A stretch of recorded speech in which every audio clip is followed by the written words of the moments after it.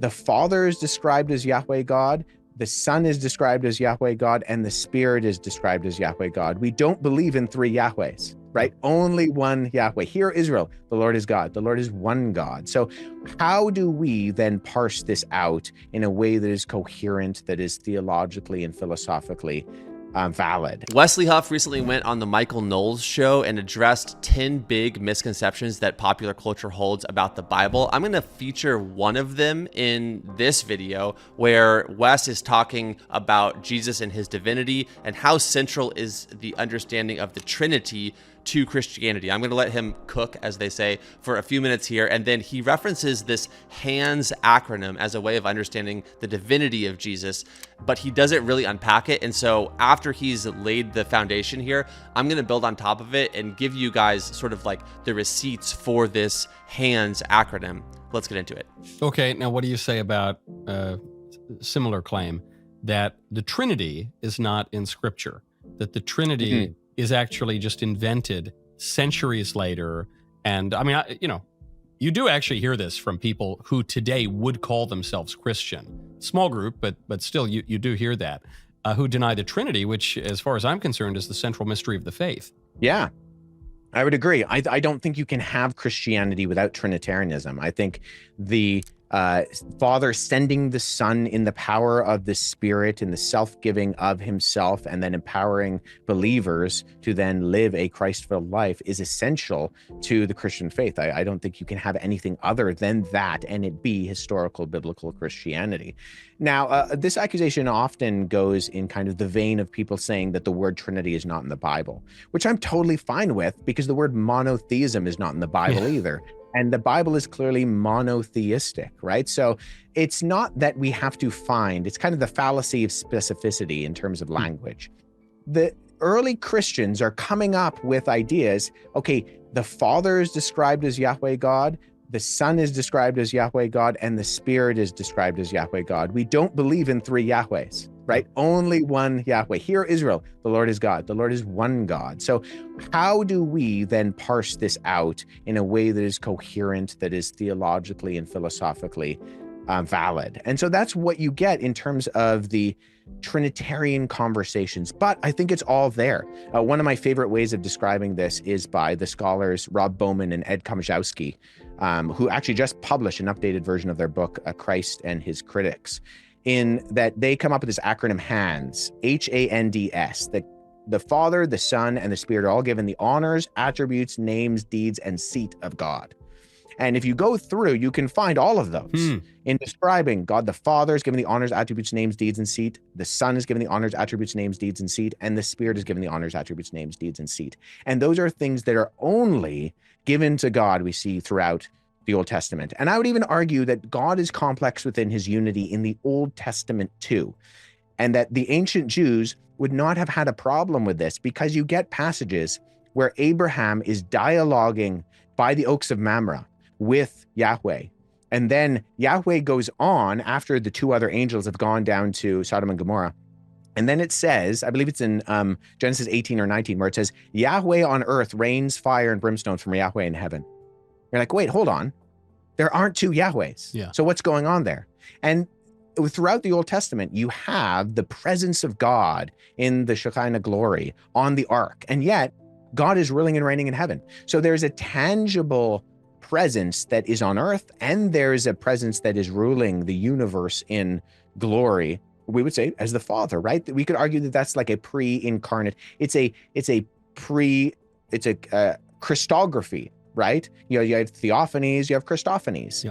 And so I think God within his complex unity is described all throughout the Bible, all of the books of the Bible, Old and New Testaments, but then it's found in its culmination in describing, right? John 1:14, you know, the word was made flesh and made his dwelling among us. But then John 1:18, that no one has ever seen God at any point in time. And yet the one and only God, he has made him, who is in the bosom of the Father, he has made him known. He's exegeted him, is actually the word in Greek. He brings out who the Father is. And so the Trinity is all there, right down to Jesus's baptism, where the Father is heard from heaven, the Spirit descends, and then you have the Son being baptized. And then we're told to then baptize in the onoma, the singular noun name of the Father, the Son, and the Spirit. And so you have the one name, but then three persons are described. And it doesn't really seem to matter if the word Trinity shows up, because you know what else is not named in the Bible? It occurs to me. The Bible. The Bible is not named in the Bible. There's no list of canon in the Bible, and yet we all think that the Bible matters to the faith, don't we?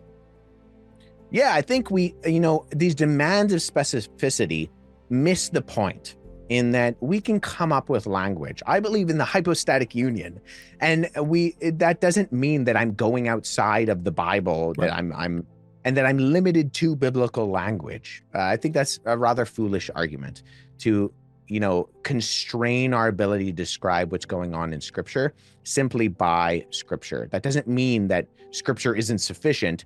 It just means that there are ways that we kind of come up with how we describe the truth that's in there, but describe it in a way that's understood. Right. Wes references this acronym, HANDS, which again stands for honors, attributes, names, deeds, and seat. But because he's in a live interaction here with Michael Knowles, he doesn't really go into that much detail to unpack what this acronym is really about. So I'm going to do that here. I've written down sort of a distillation of how this acronym works to make a case for Jesus's divinity in Scripture. So let's begin with the first one, H, honors. The Bible is crystal clear that worship is to belong to God alone. Going all the way back to Deuteronomy 6:13, which says, "Worship the Lord your God and serve him only."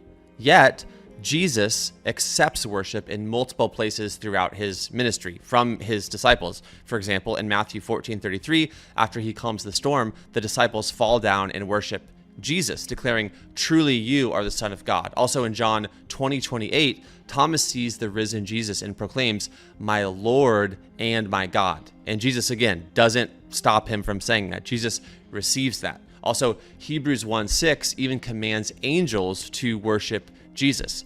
So if Jesus isn't God, then accepting worship is clearly blasphemous.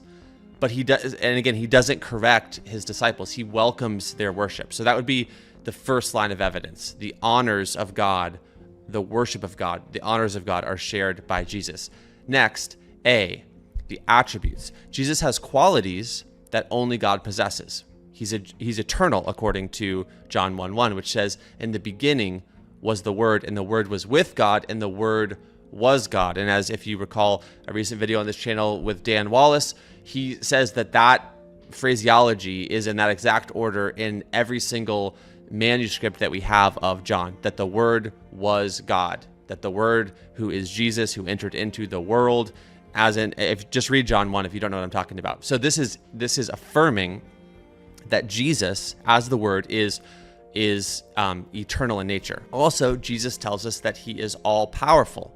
In Matthew 28:18, it says, "All authority in heaven and on earth has been given to me." Okay? Furthermore, he's all knowing. Peter says in John 21:17, quote, "Lord, you know everything." And his love, according to Romans 8:35-39, says that nothing can separate us from it. These are not human traits. These are the fingerprints of divinity, if you will. These are the attributes of God that are also shared by Jesus. So next, let's go to N, the names. So the Bible gives Jesus titles reserved for God alone. For example, John 20:28, Thomas calls him God outright, and I already referenced that, "My Lord and my God." Acts 1:24 addresses him as Lord in a divine sense, echoing the Old Testament names for Yahweh. Revelation 19:16 crowns him King of Kings and Lord of Lords, a title that God first establishes in Deuteronomy 10:17.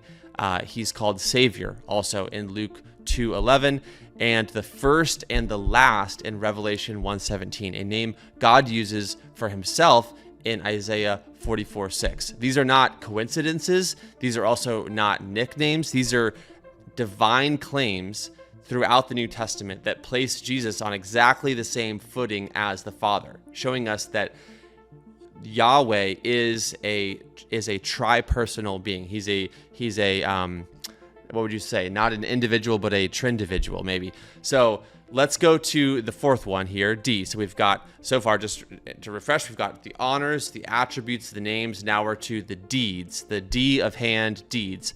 And when we look at what Jesus can do, for example, in John 1:3, it says, through him, all things were made. Without him, nothing was made that has been made. So he is literally the creator. Like John 1 is literally telling us Jesus is the creator, is the simplest way I can put it. Hebrews 1:3 declares he sustains all things by his powerful word. He forgives sins, also according to Matthew 9:1-8. We see him forgiving a paralytic, prompting the crowd to glorify him. We see he gives eternal life, according to John 5:21, which says, the Son gives life to whom he is pleased to give it to. So we have creation, sustenance, forgiveness, life-giving. These are, again, God deeds that Jesus also does. Should, at the very least, cause us to kind of pause and wonder if something is being communicated here much more than, again, just good moral teacher or just another prophet, as is thought in Judaism and in Islam. Seat, the final one here. S is for seat. Jesus shares God's throne. Hebrews 8:1 says he's seated at the right hand of the majesty in heaven. And again, the right hand in this sense is sharing the throne, not sitting next to the throne, but on the very throne of the majesty in heaven.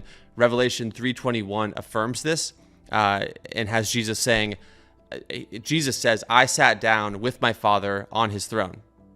With my Father on his throne. Revelation 5:13 shows all creation worshiping the Father and the Lamb, that is Jesus, together. The Father and the Lamb are being worshiped together.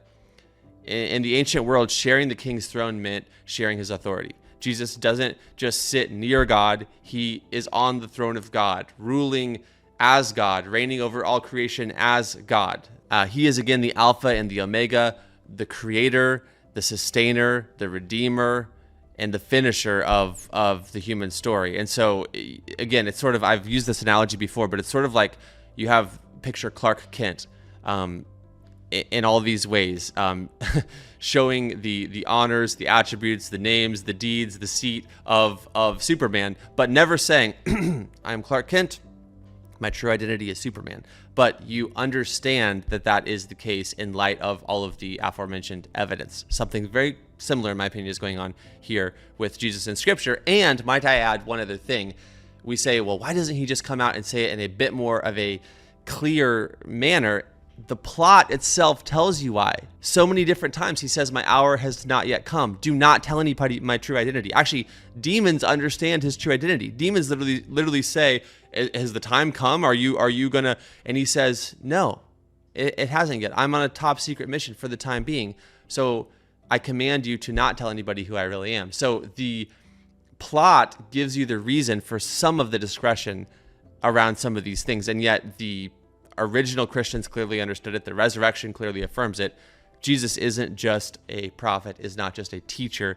Jesus is and has shown himself to be the creator, the sustainer, the redeemer, and the one true God. It's actually very simple. Your household, statistically speaking, spends about $100 per month on products like soap, deodorant, those little vitamin C packets, etc. The problem is that most of us buy these products from places like Target, Amazon, and so on, businesses who take your $100 and then use a part of that money to fund causes, agendas, and values that I'm pretty sure you're not happy with. My wife and I are now spending that same $100 a month at a different location that is made in America, devoid of these affiliations. It is a simple invitation for you to do the same. This is in no way a replacement of preaching the gospel or loving your neighbor. This is a small action. But if every subscriber to this channel, for example, actually made the switch, we would be taking like $900 million a month and moving it away from these